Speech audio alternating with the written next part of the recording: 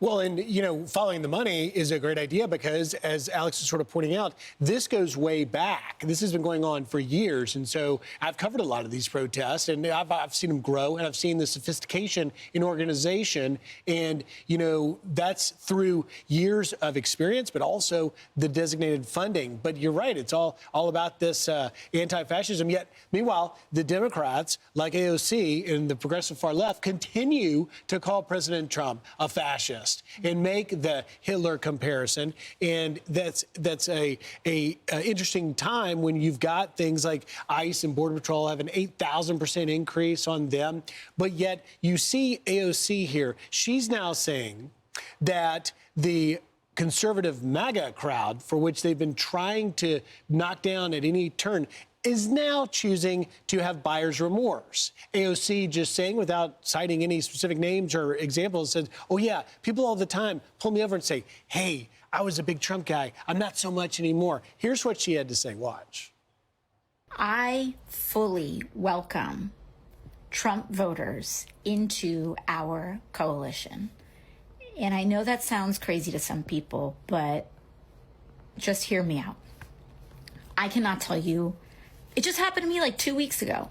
I can't tell you how many times someone has pulled me aside and said either I was once a big Trump voter and a Trump supporter, but then I started to kind of expand my world and where I got information. And now I've learned and now I've changed and I'm with you.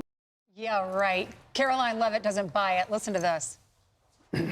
I'd like to see some of the people who actually said that to AOC and check their ballots and see if they actually voted for President Trump, because I can assure you MAGA Republicans oppose everything that AOC and the modern-day Communist Democrat Party stands for. Mass migration and open borders like we saw under the Biden administration. Men and women's sports is something MAGA Republicans and, frankly, the whole country rejects. It's a 90-10 issue.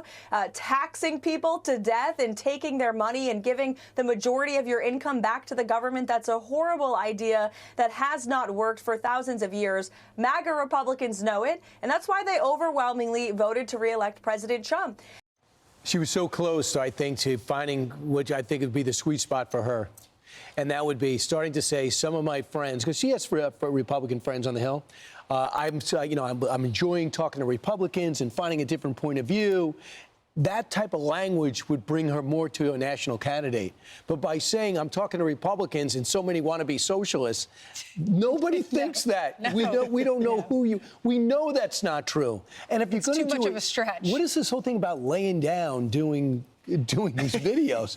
I mean, did she surprise herself with an ambush interview? She probably has her phone on a stick. Right, yeah. like, are you so exhausted? I'm like, the last thing I want to do is sit up and talk to you. I just got to get some rest. I'm Steve Doocy. I'm Brian Kilmeade. And I'm Ainsley Earhart. And click here to subscribe to the Fox News YouTube page to catch our hottest interviews and most compelling analysis.